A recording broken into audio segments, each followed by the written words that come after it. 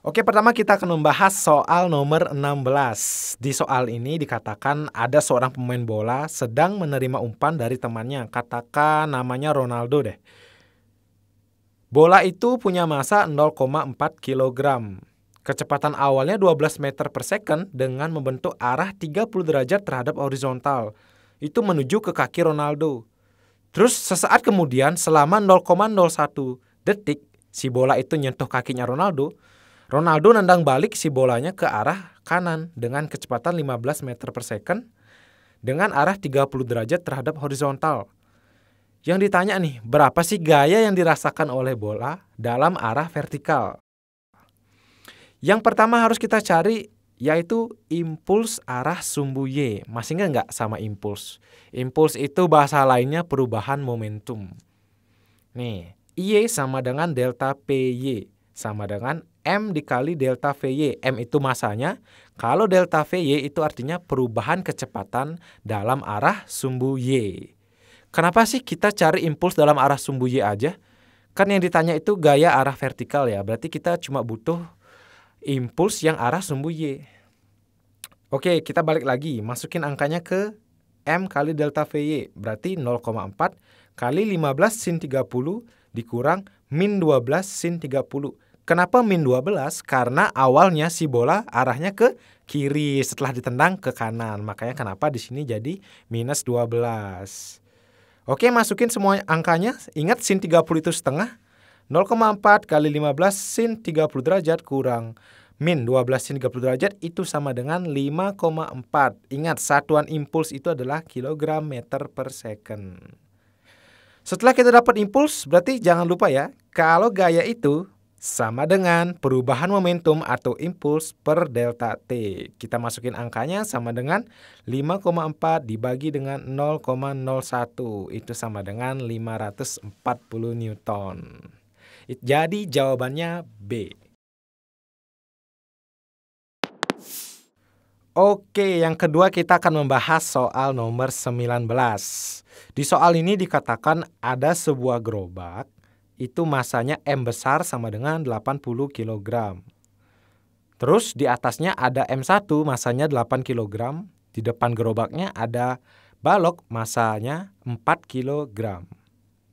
Si M1 dan M2 ini dihubungkan dengan tali pada katrol. Katrolnya ini ringan atau nggak bermassa, jadi abaikan aja. Kemudian gerobak ini didorong oleh gaya F ke kanan.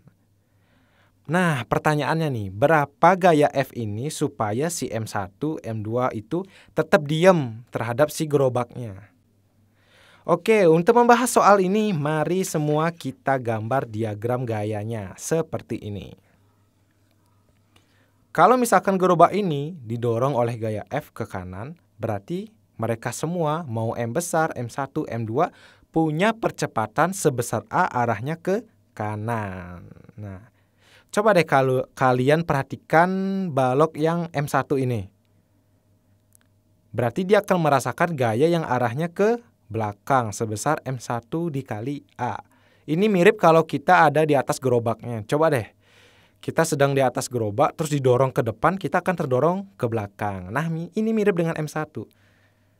Saat didorong ke kanan, maka si M1 merasakan gaya sebesar M1 kali A ke kiri. Terus si massa M2-nya akan merasakan gaya ke bawah yang dinamakan gaya berat, ya, atau gaya gravitasi sebesar M2 dikali G.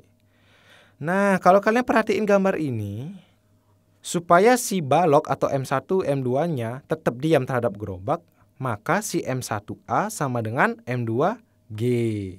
Berarti kita dapat A-nya sama dengan M2 dibagi M1 dikali G.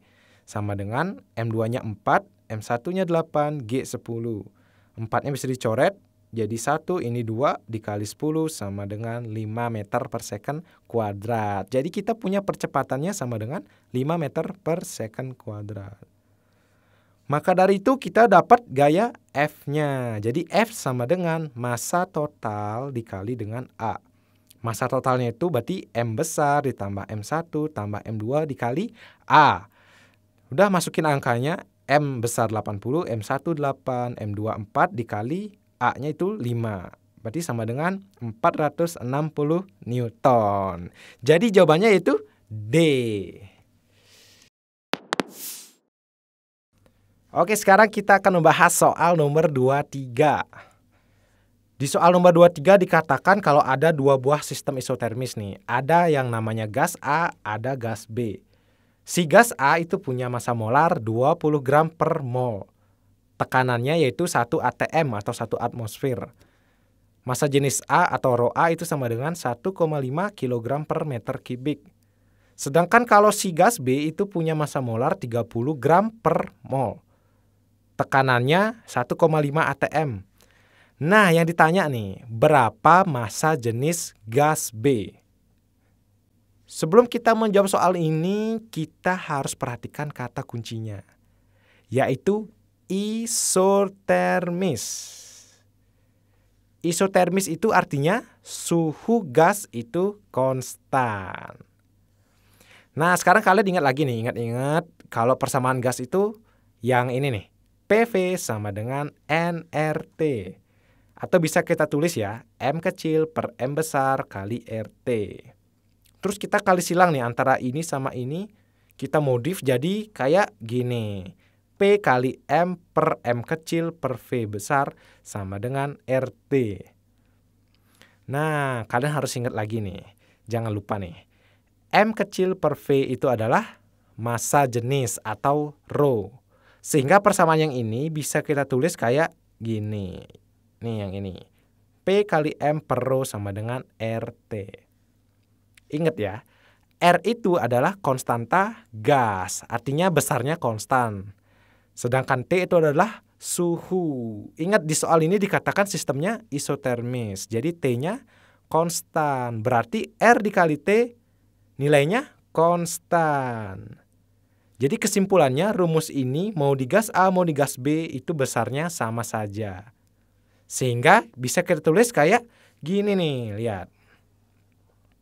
Kemudian kita masukin angkanya. PA itu adalah 1, massa molar A atau MA 20, rho A 1,5, PB-nya 1,5, MB 30 per rho B. Kita kali silang sehingga rho B sama dengan 1,5 kali 1,5 kali 30 per 20.